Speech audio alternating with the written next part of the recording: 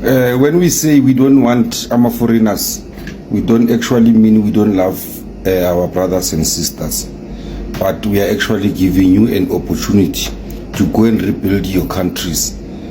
We cannot have one Africa in South Africa. Never. Ngizobati kune protest this Thursday on the 24th of September. I'm still catching up, but the question I have for everyone is, what is your why for going? Are we saying that we don't want the ANC in power anymore? Are we saying we don't want this particular president? Or are we saying something bigger, that we want systems to change? Because too often we protest out of anger. We break things, we trend for a day, and the result evaporates. If we don't name the change that we want to see, what exactly are we demanding? Look at Nepal's youth. They protested hard. They torched offices. They burnt their government down, guys. Lives were lost. But you know what also happened? They shifted. The same networks that rallied in the streets turned into interviews, platforms, and pressure. They went and cleaned up the mess that they made. They didn't just scream, guys. They strategized. And they elected a new PM on Discord. That's what accountability with intention looks like. And it's not just Nepal. Look at Burkina Faso's leadership. Ibrahim Traoré is making fast moves. In just 3 years, they've got new roads and tight control. Infrastructure is what happened. And so did power consolidation. Do you see that? That's duality. It's real. You can build and centralize at the very same time. I don't know why they made us think it was a lie here in South Africa. Because look at the case that's happening right now. Who's accountable? Where's the follow through? That's what people are feeling right now. That's what our issue is in this country. Now, think about the fact that there's a national dialogue on the table right now.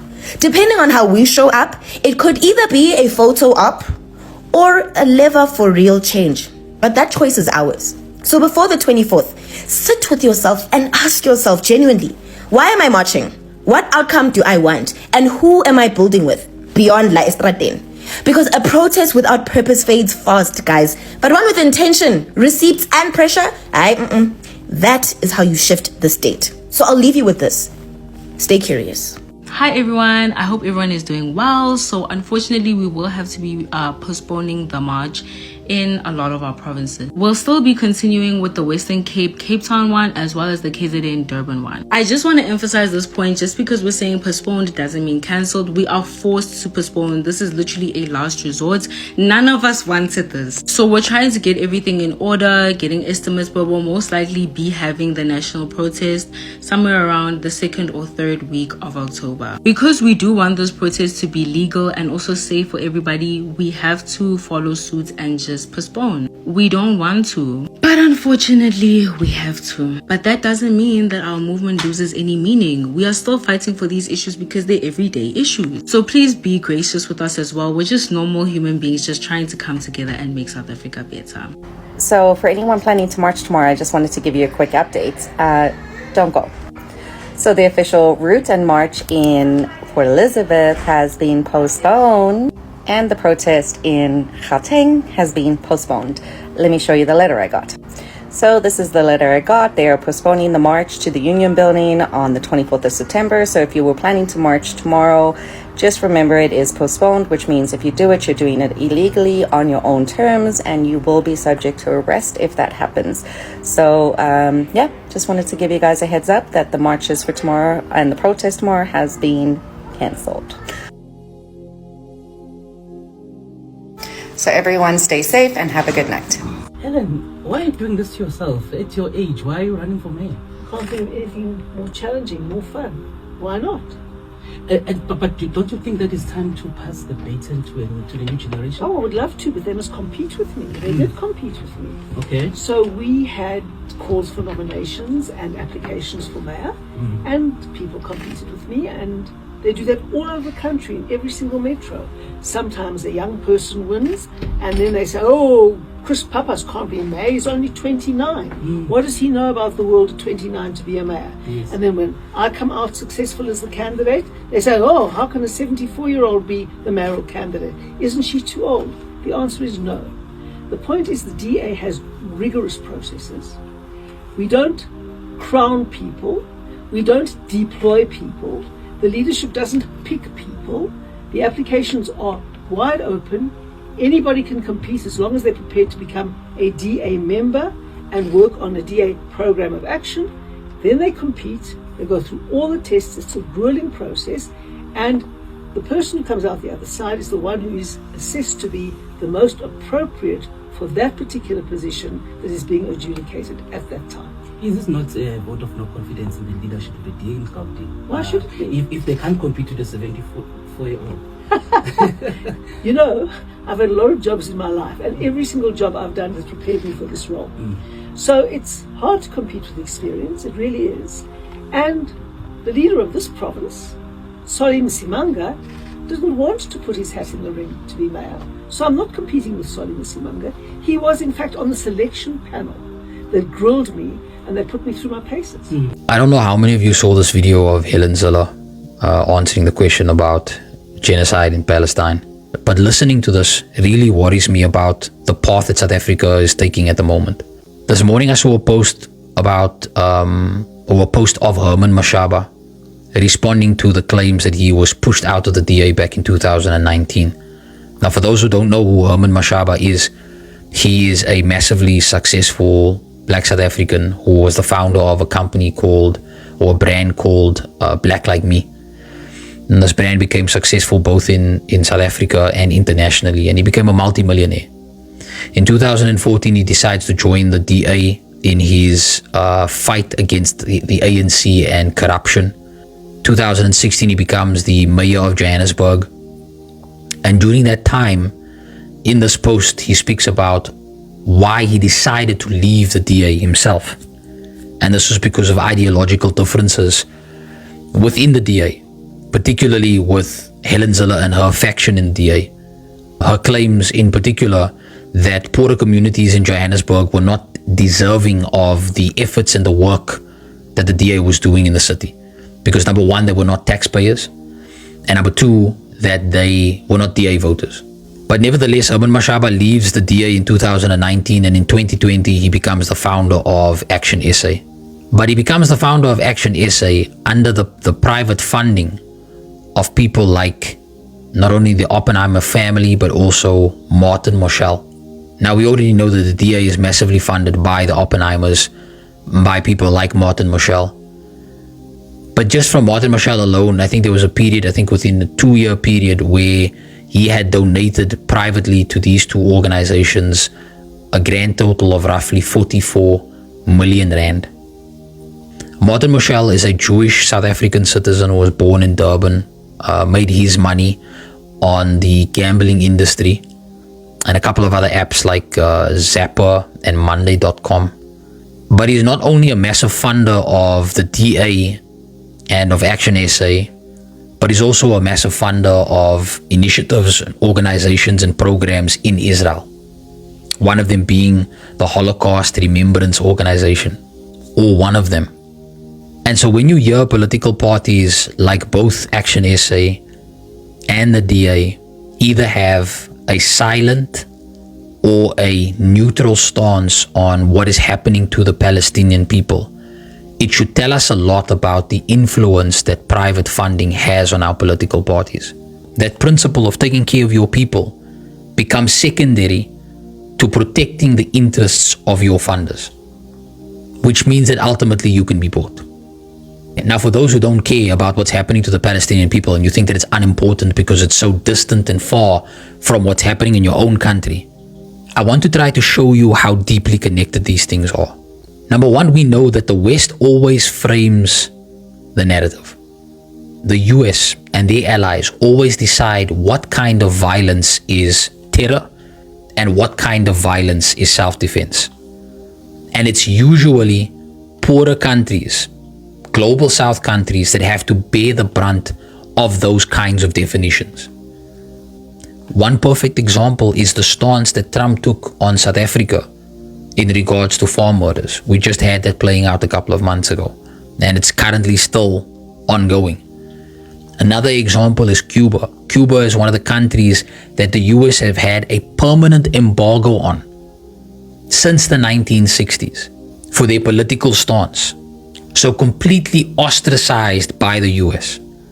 And yet in the same time, across several decades, from even before the 1960s, Israel despite their actions against the Palestinians in the West Bank and in Gaza, have received absolute and total impunity, full backing and support.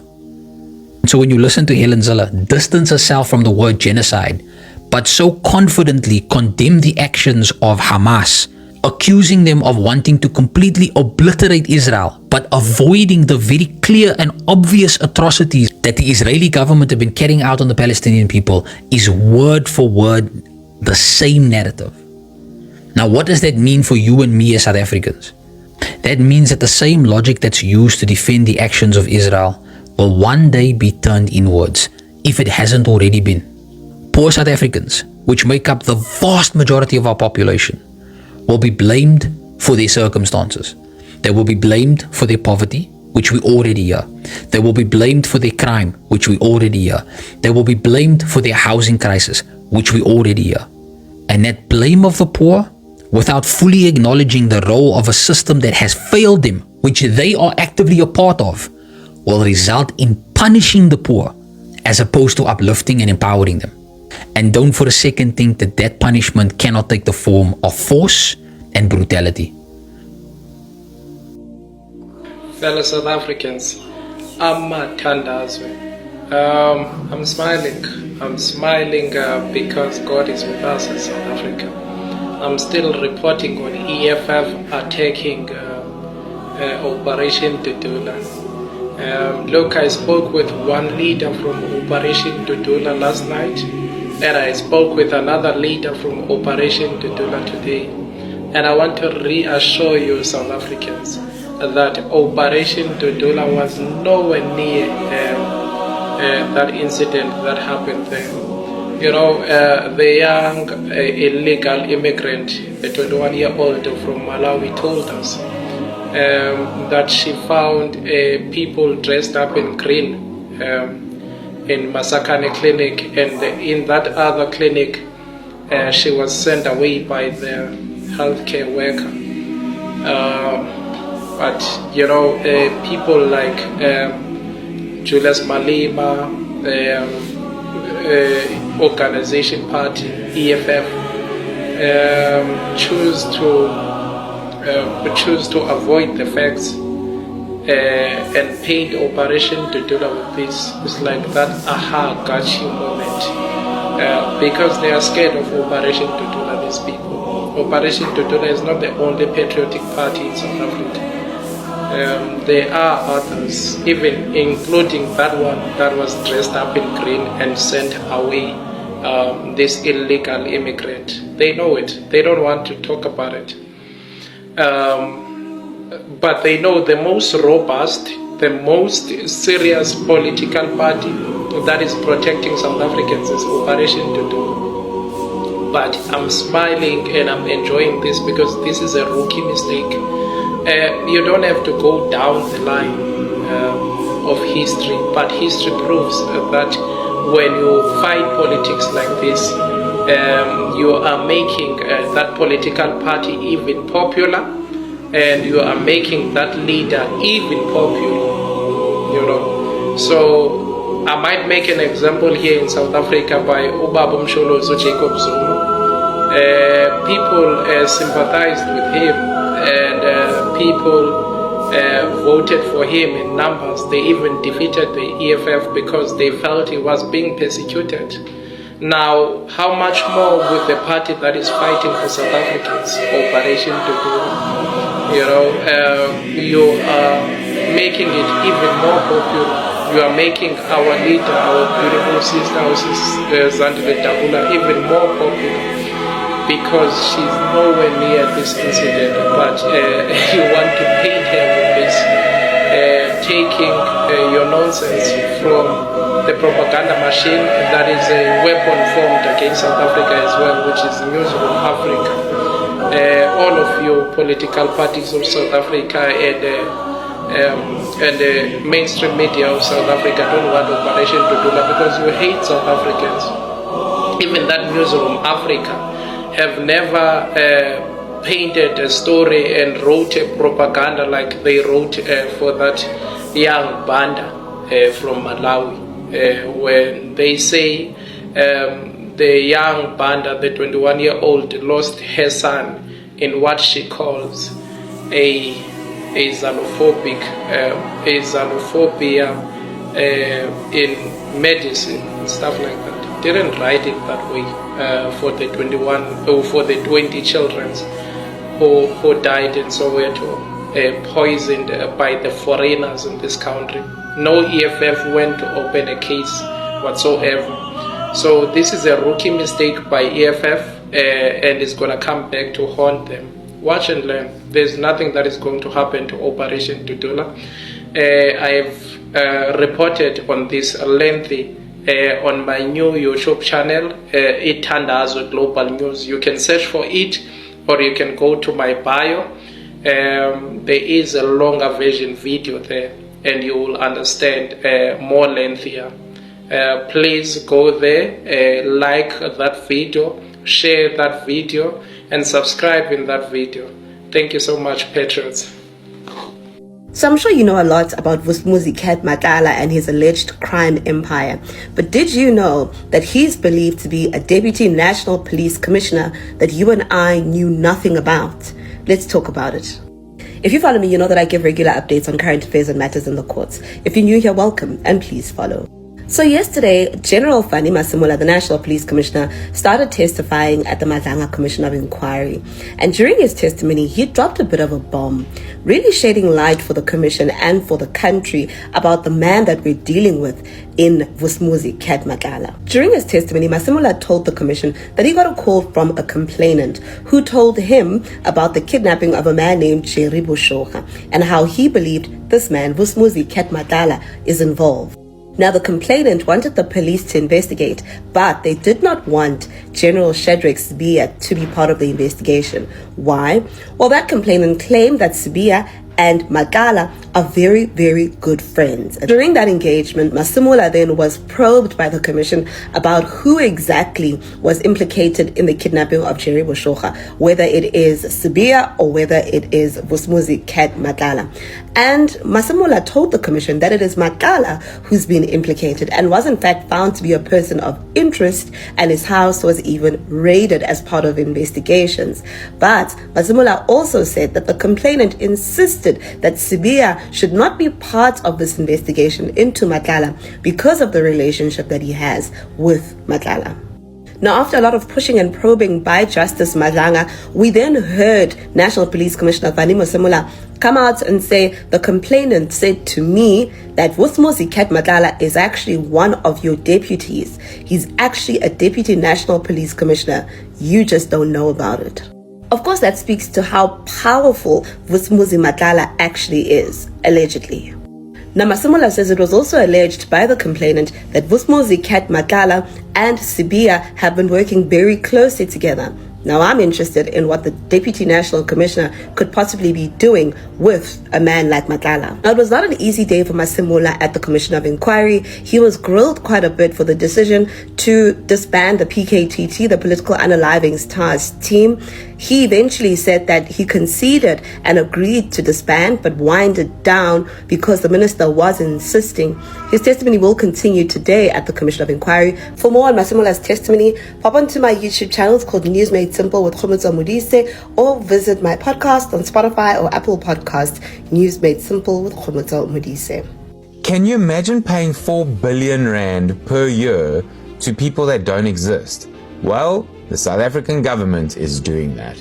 Ghost workers that are registered on the government's payroll are getting paid up to 4 billion rand per year. And the only way that this is possible is through collusion. How this works is that there are either duplicate IDs that are used, payments to minors are used, or multiple allowances being paid out to the same individual. The only way this is possible is not only through collusion, as we know, but it takes up to 3 people in the chain of events to make this possible. Overpayments are typically made to certain individuals that haven't either been removed from the system, from payroll system, or that have retired but are still getting paid, or even people that have passed away and are still getting paid. Even though they say that this was errors on their side that maybe people have overlooked. The fact that duplicate ID copies are being used, this isn't an error. This is government collusion. This is criminals working together in a syndicated fashion to be able to create these employees so that money can leave the government. So when the government says, hey, we need more money for this and that, they're like, oh, wait, we've already just spent a whole bunch of them on fake people. What are your thoughts on this, guys? I'd love to hear your opinion. Oh, anele. Eh? Oh, uyini sanalom. Here are your flowers. Because clock it. Listen, baby girl, you did justice on that interview. She was unprofessional. It's not that she was unprofessional. You've always been conditioned to treat white people a certain way. You were taught to turn the other cheek. Now when someone stands on business, you think they are being disrespectful. That's not disrespect. She was very respectful. She stood on business and she did what she had to do. Clock it when I adele. Listen, magabuya umpinde futhi. Like, you did well, my babes. You did well. Like, I am super proud. In fact, sengicabanga nokubeka nje istage sakho lapho ku Union Building, because girl, you did the things that were supposed to be done. And also for Helen to have the goal, Sibiti, of comparing herself to people from the Eastern Cape. She's comparing internal migration, moving from one province to the other, to her being a refugee that was fleeing, if that's the correct English term, guys. I don't even care at this point. You know what I'm saying. From Germany to here. Her parents flee from Germany to here. Then she wants to compare herself to the Eastern Cape people.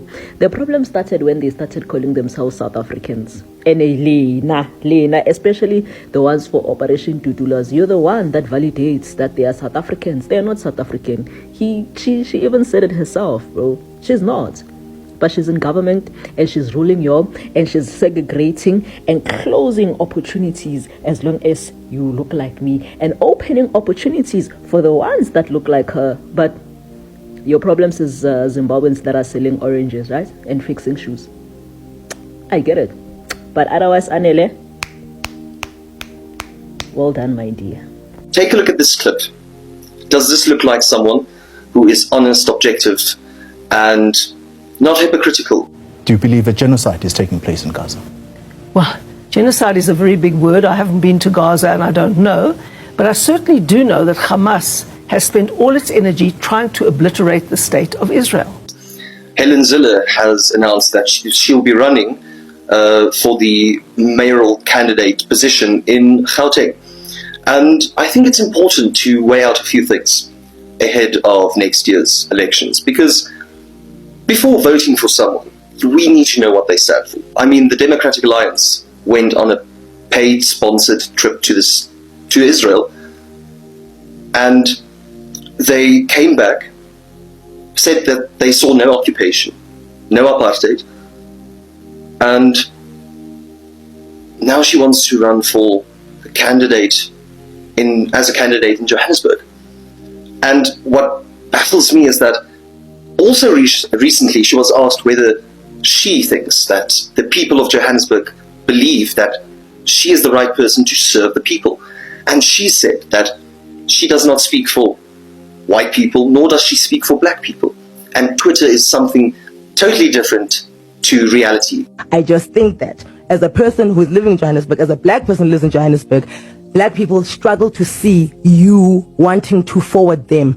You don't really know what she was getting to, because both in the question about Gaza, she deflected, she did not answer the question, and with this news presenter, I think her name was Anele, she just diverted. When were you elected as the spokesperson of all black people? You weren't.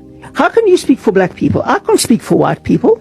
She didn't answer the question because she knows that the majority of South Africans do not trust her. I mean, she openly stood against the health amendment bill.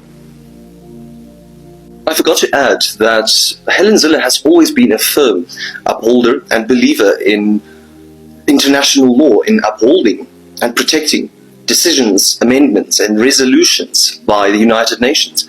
I fail to understand the hypocrisy, because the United Nations has recently condemned the Israeli government for perpetrating a genocide. So what's going on?